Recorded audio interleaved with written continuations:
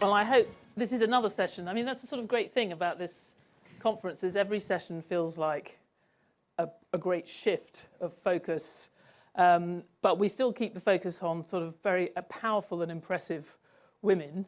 And in journalism, you know, one of the great things about being involved in economic and finance journalism at the moment is that we have at the helm of some of the biggest news organizations in the world some very impressive women, two of whom are here. We have plenty to discuss. I guess it is going to be quite a lot of Trump, but really hard to avoid in these days. But maybe we'll get onto that. You know, when are the times that we have to try not to be completely focused on him? But if we just think about it as a reporting challenge, as a challenge for Reuters and for The Economist as journalistic organizations, there's an enormous amount that the administration is doing, has done, that we have to report day to day or week to week. But there's also been a dramatic change in the way the administration handles the press, a much more aggressive, much more selective approach. So I'm interested in, you know, the mission, I'm sure you would say, has not changed as organizations, the journalistic mission. But how has the Trump administration perhaps changed the way you go about it? Alessandra. Sure. Well, first of all, thank you. Thank you for having me here. I mean, this is sort of going into the enemy's house, as you know. Bloomberg and Reuters compete on just about everything. I will say on one thing. We appreciate the sacrifice, I just say. One thing I do surrender, though, which is these spectacular offices, hands down, handkerchief off. So. But no, seriously. Yeah, I mean, I think there's sort of two buckets, right? There's what you have to do journalistically, and then it's sort of how you go about it and navigate some of the new rules that have come in. Journalistically, I think, you know, the bottom line is sort of a back to the future. You do what we always do, which is you report this administration, and what we try to do is we try to report what matters, you know, what the real effects of the executive orders are, or what the real effects of, you know, changes in policy, new laws are. So, for example, just yesterday we had a story that looked at how prosecutions for drug abuse or for money laundering or for financial crimes that used to be prosecuted a lot in the US have now sort of given way to deportations, because so much attention of the Trump administration is focused on deportations that a lot of the same sort of prosecutors and officers who were focusing on one type of crime are now focusing on another type of what Trump classifies as another type of crime. So again, what flows from you know, changes in policy? That's just one example. In terms, and we can talk about more, but in terms of how we do it, I mean, it's just worth perhaps mentioning a few of the restrictions that we've had. The new one is on the Pentagon reporting, which all of us have, which is that there's a new rule now, or a new request for all journalists who cover the Pentagon to sign a piece of paper saying that that essentially we would not, before publication, we wouldn't publish something that could be in a security interest of the U.S., you know, without checking with the Pentagon first, essentially. Now, of course, that is something that we can't do, right? And that is something that I think, you know, and to my knowledge, virtually nobody has signed this, right? And you face the same thing. And so we're, you know, talking to the administration about how we can change this. And interestingly, what we understand is that it's actually aimed more at people who work in the Pentagon to avoid them from leaking. And of course, leaks also have been sort of more kind of criminalized. There's been a criminalization of you know, what the administration would call leaks. So we're trying to navigate. So I think on the reporting side, we have to keep doing, you know, we keep, you know, reporting on the news, what matters, you know, trying to, you know, understand what is going on, and then sort of try to convince the administration that, you know, First Amendment press freedom is something important for everyone, no matter where you operate in the U.S. or, in our case, in all the 200 other countries where we work. And as wire news services, obviously Reuters and Bloomberg have been affected by just taking the wires out of the Oval Office as a matter of course, off the plane. There was always a wire journalist previously on the plane, or more than one. There's just a consistent sort of lack of people to ask questions, or questions that aren't along the lines of, Mr. President, how do you look so healthy and so much younger than in your previous administration? But I mean, Zanny, you're in a slightly different position with The Economist, but I know but obviously you have much the same journalistic mission. You know, how has it changed? How are you dealing with the different approach that this administration has? So first of all, we are in a slightly different position, and for the record, I don't think Bloomberg is the enemy, nor indeed Reuters. We're delighted to be here. Lots of friends here. You know, what we do is to join the dots between geopolitics, business, technology, to help our readers understand where the world is going. And that mission is exactly the same as it always has been. And the Trump administration, we don't really do kind of wire service style minute-by-minute reporting. So it's changed our framework because the Trump administration is so kind of dominant in pretty much every global story. And so for me, one of the things that has changed is that I spend a lot of time making sure that we differentiate between the signal and the noise. You could basically, if you're not careful, every story about every part of the world could start with a reference to Donald Trump. And so I spend quite a lot of time either literally or at least figuratively crossing out first paragraphs that mention Trump too much, because it's just both, it would be incredibly boring if you had every single story framed in a Trump way. I think there is the sort of differentiating the signal from the noise also means, you know, not suffering from Trump derangement syndrome and being fair-minded about the way you cover this administration. We have a lot of Republican readers. We have a lot of Trump administration people read us, and indeed Trumpians read us. And I think it's very important that even people who don't share the Economist's worldview, and we have, as you know, a very, you know, we believe in liberal values. We were founded to champion them. They drive what we do. But I feel very strongly that even people who do not share that view should find our journalism useful. And so we need to be rigorous, fact-based. We need to really, really go the extra mile to make sure we are fair-minded in our analysis. And that's doubly important at this moment. In terms of the kind of way we deal with it, I mean, of course things have changed for us too. You know, all my non-American journalists, when they go to the US now, including me, carry I think it's a G29 form. It's a form that if you are stopped by the Customs and Border Patrol, you sign it. I'm sure you have it too. And they have to call our lawyer in the US. You know, I look at my phone before I go. I scrub my phone to make sure that just in case. I have to say, I've gone to the US every week this month, and I've sailed in, and I have global entry, and it's all been fine. You're not well known for your scurrilous posts, but... Exactly, yeah. But I just think it's prudent, and that is a weird feeling. You know, I've been to China many, many times, and I have never scrubbed my phone. I've taken a burner computer, so there are different behaviors that I do there. But so the environment has changed, undoubtedly. But I think, you know, it's a time when I thank my lucky stars even more than usual that The Economist is truly independent. We don't have a proprietor who can tell us what to do. We have a trustee system that underpins that independence.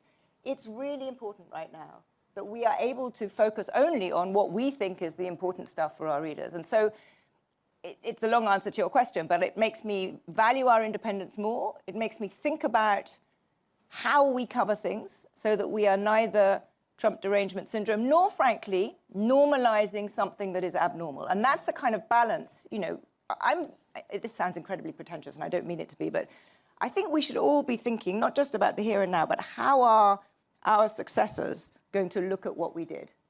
Did we go overboard with Trump derangement syndrome, or did we, you know, normalize totally non-normal behavior and fail to, you know, raise enough red flags about what is potentially happening to American democracy? And I think the balance between those two is what I'm figuring out. I think we do find in the White House team particularly, I think, is having to use its thesaurus very often on different words for unprecedented and extreme, because often that is the way you do it. In an entirely unprecedented, that's the way you put it in perspective and don't normalize it while still reporting it. Just to come back on you, Zanny, because I was struck by this a couple of weeks ago. There's a version of Trump derangement syndrome when one's thinking about global affairs and global events, and I was struck, the Shanghai summit and then the parade in China, a lot of the coverage saw everything that was happening in Beijing as a response to Trump, and indeed India, Prime Minister Modi's outreach or going to China, all of that as being entirely a response to what Donald Trump had done and the trade wars and other things, which in many ways was true, or at least was one way of looking at it. But there was another way, which I got from talking to my Indian colleagues and our geoeconomics analyst in India, that it was entirely in line with Prime Minister Modi's own objectives. He needed to have a relationship with China because it's a key part of his domestic manufacturing agenda, that he needed access to these inputs from China, and we could show how many inputs he relied on, et cetera, et cetera. It struck me that was true for almost every country there, that you could also just re-describe what they were doing as not putting two fingers up to Donald Trump, but pursuing their national interests in a world in which, you know, he has, or the US has to some extent, stepped back. So how do you guard against that? Because I think that's an aspect of the same issue. Yeah, I think you're absolutely right. That's a sort of another way of framing the too much focus on Trump. I think two ways. Firstly, you know, what is happening right now is a period of extraordinary uncertainty because we've got at least three massive great shifts going on in the world economy. One is the geopolitical shift, which is driven in part by the administration, but was also starting long before. The rise of China, you know, the kind of authoritarian axis. There were big shifts going on before the Trump administration. Secondly, the huge economic shift, which again predated the sort of, I'm afraid, the sort of end of the unfashionability of the worldview of The Economist started long before Donald Trump became president. And so, but he's taken it a step further with massive protectionist turn. And then the third one is the technological revolution, which, you know, the who wins the AI race. And all three of those are driving the world, and all three of those are driving what Prime Minister Modi is doing, or, you know, Brazil is doing, or any country is doing. And so you're right, if you only think of this through the prism of the US and through Trump, you're missing something. And one stat for this, I think the US is, what you'll know the number exactly, I think the US is 16% of global trade. It's a relatively small proportion. Of course, it's dominant in global finance, but that suggests that a lot of what is going on is actually external to the United States. And so we have to absolutely make sure that we don't overemphasize the impact of this, you know, hyperactive and, of course, extremely important administration. Yeah, I completely agree. I think the risk is that we focus so much. Well, the U.S. is very important. Nobody doubts that. The U.S. administration is important, and what has been happening with issues like global trade, you know, geopolitics is no question something that we need to cover. But the risk is if we only cover it from the vantage point of the U.S., we miss what's actually happening in other countries. And we may find ourselves, to your point about 10 years from now, 20 years from now or more, we may miss epochal shifts in places like China and India because we've only been focusing on them as a result of the U.S. administration. And then equally, this counts on, you know, one of the key things for journalists is to be open-minded. You have to be open to the possibility that your idea, your original hypothesis is wrong.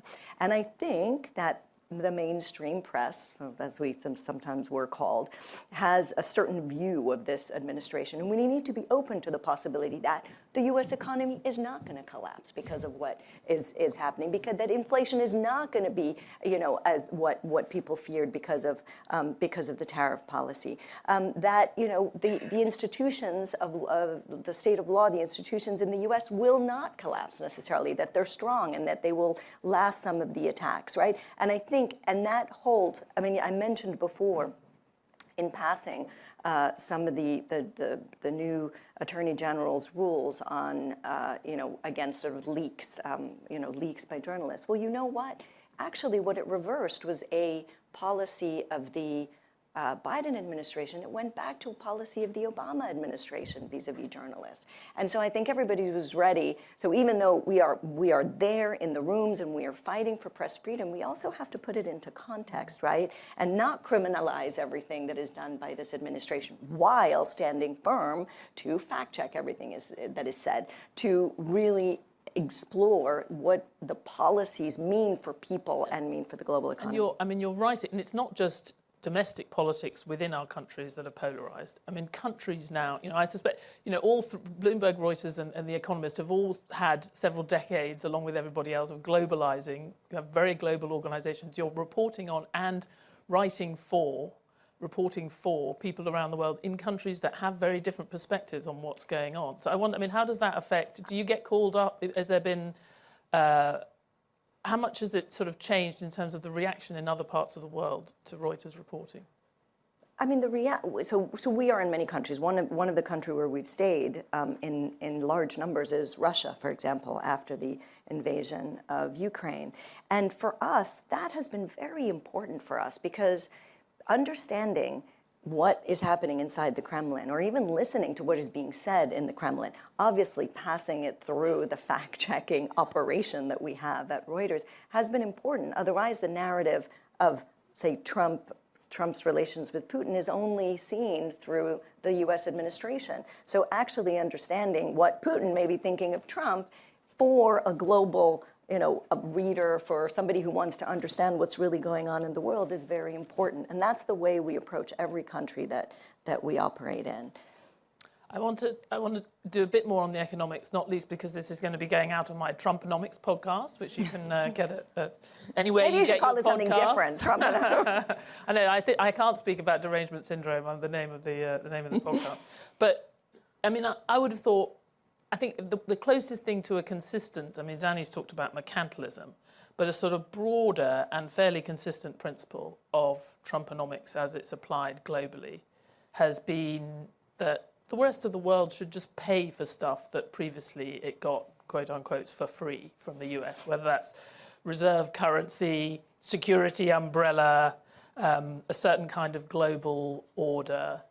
And I think the assumption at the beginning of the year might have been that countries were going to push back a bit more than they have. Or maybe you disagree. But have you been surprised, Zanny, by how effective the administration has been short-term at dividing and ruling?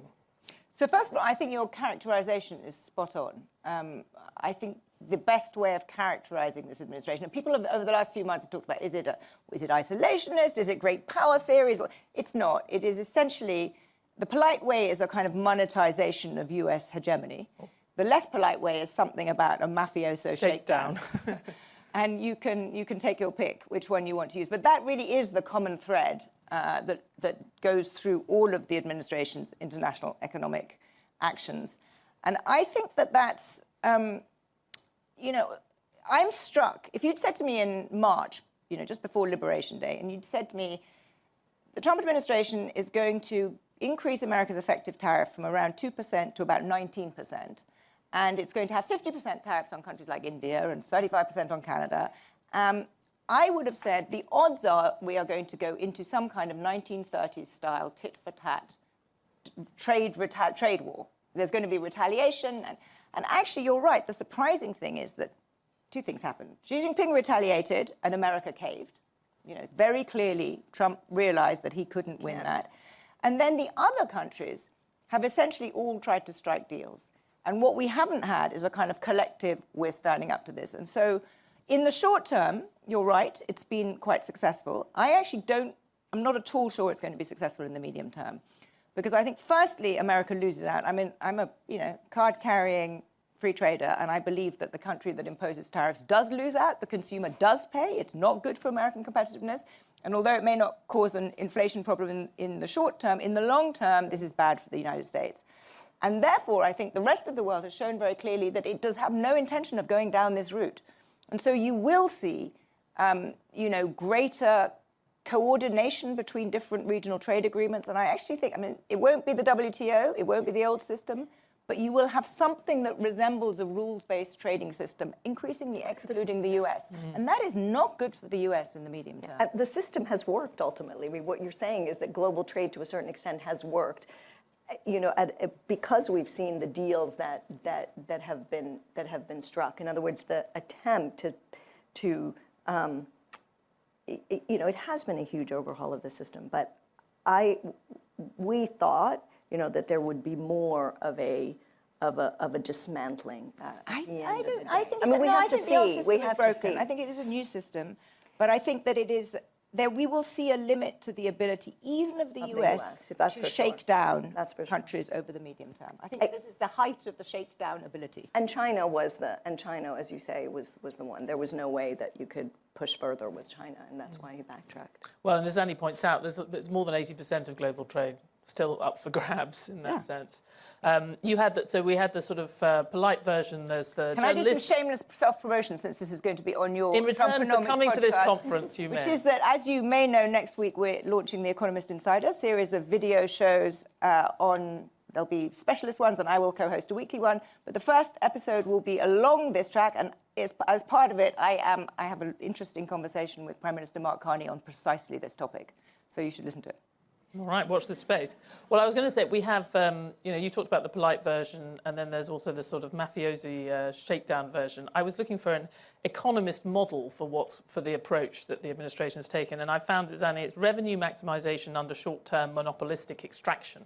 So if you look that up as a microeconomist model, that's pretty much what the US But I think the going equilibrium there is very short-lived. And just one other thing on this. The other thing I think we should not forget is that a lot of Trump's policies that are ostensibly about economics or ostensibly about global trade or are actually about getting something else in the geopolitical sphere, and that his linkage policy is very strong. So I will put what the king feels like. Exactly. This is a court with the king, and the king likes his I'm going mate to put you tariffs on you so that then you're going to stop, sign a peace deal, right? We're sitting in Europe, at least a part of Europe. Geography has not changed. We are in Europe. We are in Europe. Not in the EU, but in Europe. There's definitely two Europes at this point. But anyway, Alessandra, do you actually think, in this environment, I think we've all agreed that there's a kind of short-term getting along with the US, but long-term a real erosion of US position and potentially a vacuum into which other organisations or other countries will move in. Do you think there's any scope for Europe to step up in this environment? There's a lot of pressure. There's certainly scope. There's a big question as to whether Europe will. But I think another point, and I know we're reaching the end, that I think we also shouldn't forget. Recently, actually, we were in the room together when we were talking to the former head of MI6, I think at Davos in January. And one of the things that... I think this was off the record. That was all right. Well, what I'm about to say is okay. I think he's resigned. He's moving on. We're among friends. Among friends. No, but one of the things that I thought was very interesting is how much of an emphasis he put on the fact that leave aside the heads of the organizations, of the top organizations of the US and of the UK, but that a lot of the work is done at the second and third level, and a lot of the relations, and he was talking about security, but you could extend this to many other areas, is actually done not at the top levels, and that the coordination and collaboration still goes on. And I was really struck by that because it suggested to me that, administrations come and go and they are important. And this administration certainly, and this administration may lead to another same administration. We just don't know what's going to happen, right? But that actually between countries and among countries, a lot of the work that holds policies together is still going on. And that is actually a lot of the concerns around the Five Eyes, for example, on the intelligence front. A lot of people say that's the case for them. We have pretty much run out of time, but I do want to, just because you are also leaders of people and managers of people, and this is a pretty fractious, often emotive journalistic environment for particularly reporters in the US to navigate, and we've seen that in spades over the last few weeks. So I just wondered, both of you, how much have you had to think about that? Have you had issues with people either with burnout or just people struggling to sort of hold that line? Because you both stand for objective, rigorous reporting. So the answer is it is. People feel very, very strongly about what's going on. I think we benefit from we don't have to, we do different kind of journalism to you two. So we have the time to discuss and debate. And what's most important to me is that people feel their voices are heard. And so we have lots of discussions about a lot of these subjects. And we may end up often with leader lines that I'm fairly sure some of my team don't agree with. But as long as they've had their voices heard, and I think it's, people, I can speak for my colleagues, they have been extraordinary in their sort of professionalism and the way that they have risen to the challenge. They understand that our role is to make sense of what is happening, explain it to our readers around the world, never compromise on our underlying values. We are a liberal newspaper, classic English liberalism. We proudly champion that. But you can do that and at the same time have fair-minded journalism that distinguishes between the signal and the noise. And I think everyone is completely on board with that. We have a slightly different situation. We're obviously on the sharp edge of a lot of what happens in the world, and including in conflict. We've been talking about economics, but we have the other half of our newsroom, is in war zones. We have many people in Ukraine, on battlefields around the world. So for us, there's a real imperative to keep our people safe physically all the time, and that is becoming increasingly difficult. It's no secret. I've been in this job as EIC for 4 years, and we've lost 4 journalists. So, in conflict. So the physical remains very, very important because there are a lot of actual kinetic situations on the ground. But to your point, which is more sort of the emotional aspect of it, no, it's very real. Our journalists in the US are feeling the same sort of pressures that many of our journalists in other countries feel. And so, we do a lot of hostile environment courses. Those are mainly for physical protection, but increasingly we use a lot of mental health protection, how to protect your mental health, how to keep yourself safe, scrubbing your phone, digitally. And we have introduced many, many more sessions on hostile environment writ large in the US than we ever could have imagined. We're rolling out trainings that we've never before done in the US. And to your point, a lot of people who are in the Washington bureau who have come from Latin American countries and others are finding this much more familiar territory. Okay, final very quick question. None of us managed to get sued, our organisation, so far by the administration. Will you be a little bit embarrassed if you're not by the end of the administration? No. I don't even think, I genuinely don't think about it. I will be, embarrassed if we haven't done the best possible coverage. And that is, if that leads to us being sued, so be it. Yeah, Are you expecting our general counsel lawyering up? Our general counsels, have plenty of work to do with all the investigations that we do and all of the countries we operate in. So I think they've got plenty to handle.